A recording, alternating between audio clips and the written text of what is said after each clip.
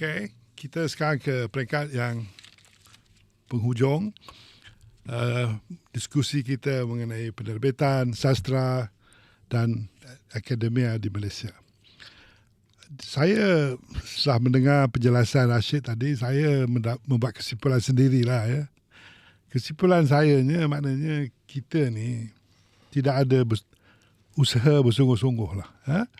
Usaha bersungguh-sungguh untuk membebaskan universiti kita daripada kongkongan, tidak bersungguh-sungguh memberi duit yang cukup untuk agensi-agensi penterjemahan ataupun kesilapan-kesilapan yang lampau kita tidak atasi. Ya. The bureaucracy has killed our creativity, kata lebih kurang. Itu kesimpulan saya lah, bukan kesimpulan Rashid. Tapi saya nak kembali kepada masa sekarang ni, Rashid. Sekarang ni banyak young writers muda, writers baru yang tidaklah seperti zaman saya dulu. Ya. Misalnya yang masyhur sekarang ni Tash Au, apa yang menulis buku Silk Harmony of Silk, ya. Tengku Halim, ya, menulis buku Bermilion. And then of course Hannah Alkaf, and then poet macam Kamalia dan sebagainya. Tapi saya perhatikan malah dia orang ada Society of Malaysian Writers pun sekarang ni. Tapi saya perhatikan kebanyakan ni penulis-penulis ini, they write in English. They study in Western universities, and they are non-Malay writers. Chinese Malaysian of course, but Indian Malaysian writers. Tapi jarang benar yang Melayu ni. This is what worries me, you know. Jadi the government, kalau yang lepas lah. Kita dah gagal. Boleh katakan gagal. Tapi saya harap kerajaan, khususnya Kementerian Pendidikan, will take a serious look macam mana kita nak bantu Malay writers, Malaysian writers, young writers, translate all their work, modern Malaysian writers. Misalnya, Tan Tuan Eng itu bukunya telah pun disenaraikan dalam Booker Prize in England. Itu is reputable organisation, Booker. Dan kita banyak lagi dengar cerita-cerita mengenai kemasyhuran atau kejayaan penulis-penulis muda kita.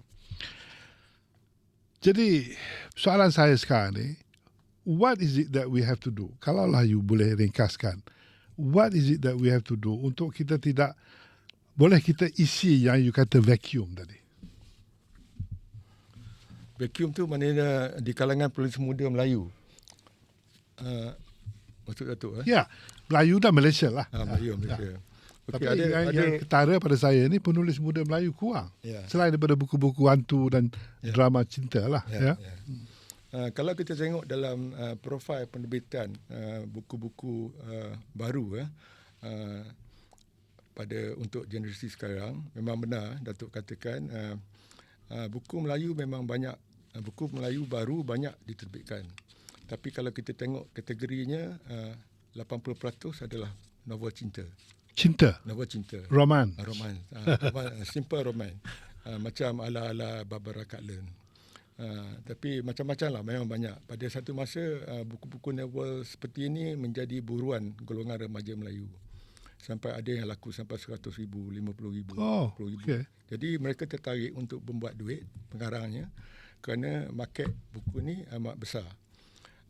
Jarang kita dapati pembaca bukan Melayu akan membaca novel-novel ni kerana kadang-kadangnya ada unsur agama, ala dakwah, lepas tu moden, ceritanya sekitar kisah-kisah cinta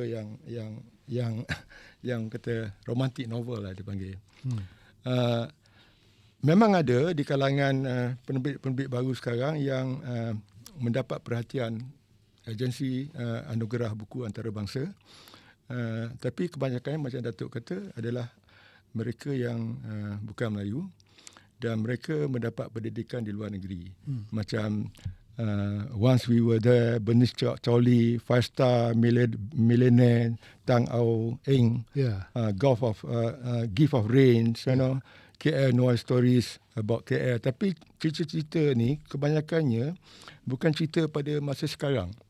mereka banyak mengambil setting zaman Japanese occupation. Japanese occupation, pengalaman. Pengalaman. Jadi ini macam romantika sejarah.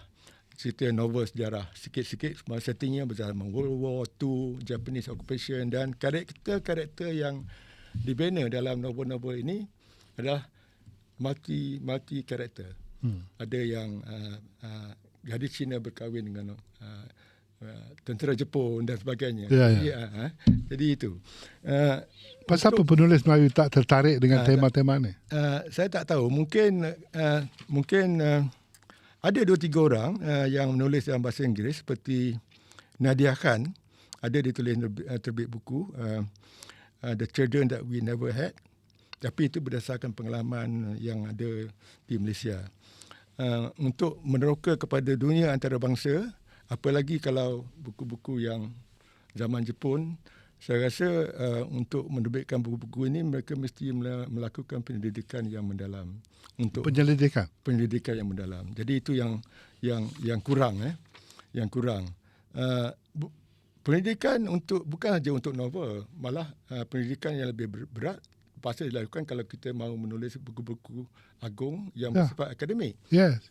Jadi penulisan ini bukan setakat berasa nak menulis, kita tulis. So bagi pembaca Melayu ataupun penulis Melayu, yang paling senang menulis adalah novel cinta. Sebab itu khayalan.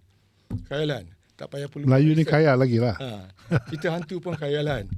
Cerita-cerita hantu di penjara Pudu ke, di penjara mana ke, memang mendapat ni. Mereka tak perlu buat research. Mereka ingat sikit-sikit, buat bayangan, fantasi, tulis dalam bahasa yang menarik.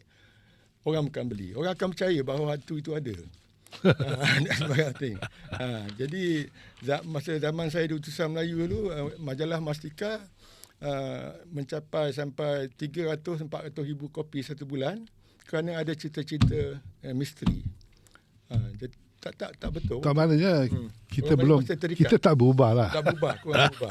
Jadi balik pada soalan Datuk tadi untuk bantuan kepada kerajaan. Saya rasa kerajaan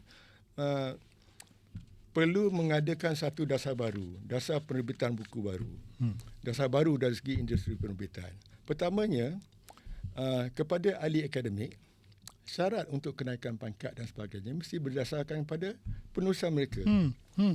Kalau mereka nak apply jadi Profesor Madya, tapi bukunya tak ada, artikel yang diterbitkan di jurnal-jurnal antarabangsa pun tak ada, kredibilitinya boleh dipertikaikan, tak bagi. Jangan bagi jawatan itu. Biar dia mati tak dapat professorship. Sebab nanti kejap. Saya terdengar cerita ni. Betul ke? Ada seorang profesor, dia kata salah seorang daripada isteri Nabi Ibrahim tu orang Melayu. Jadi saya pun tergelak lah kerana saya rasa mustahil. Tapi apakah cerita dia? Ini cerita sisi berleluasa. Side story sikit.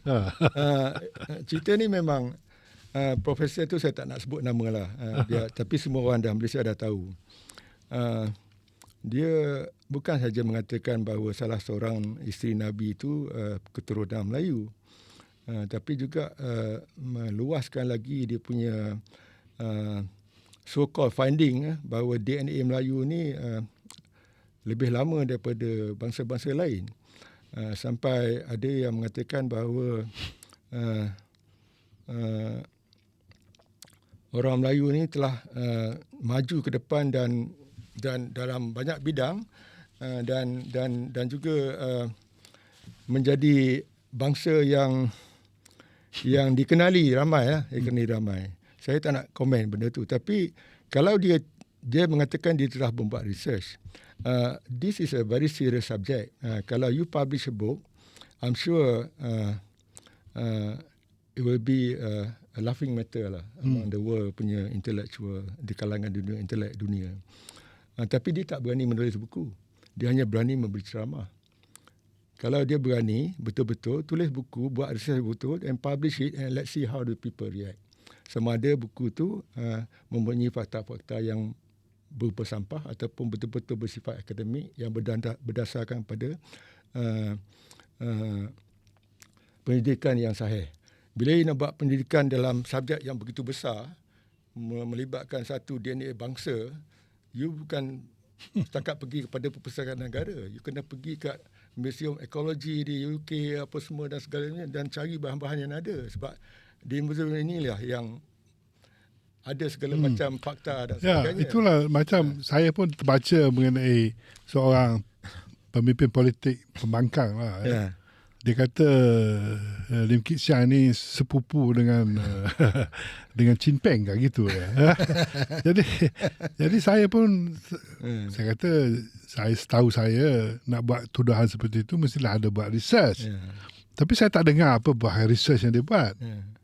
Jadi apakah kerajaan atau universiti tak ambil tindakan kepada benda-benda macam ni? Tak kawal ke? Kalaulah semua orang PhD dan profesor cakap karut, rosaklah nama negara. Saya rasa kerajaan tak patut kawal. Apa dia nak cakap, kalau dia kawal, kita balik pada isu pasal kebebasan hadiah. Kebebasan hadiah itu patut diberi kebebasan, tapi dalam bentuk lingkungan yang akademis sifatnya.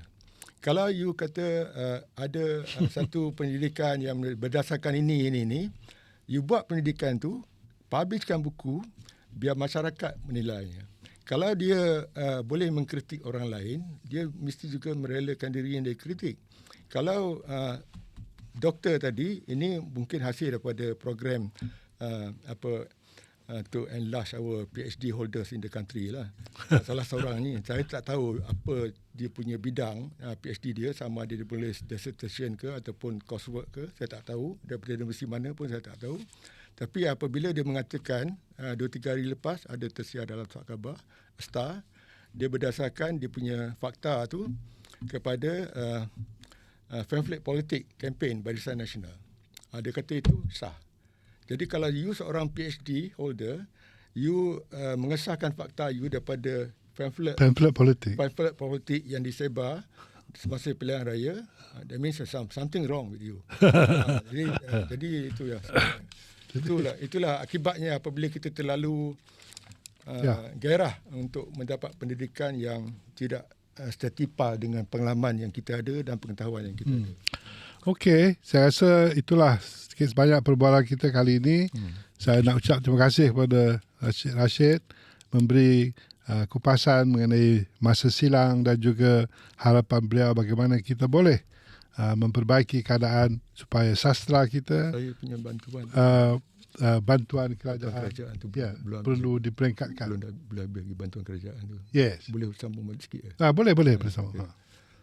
Yang tadi yang saya tak sempat jawab mengenai bantuan dan polisi penerbitan buku baru negara. Okey.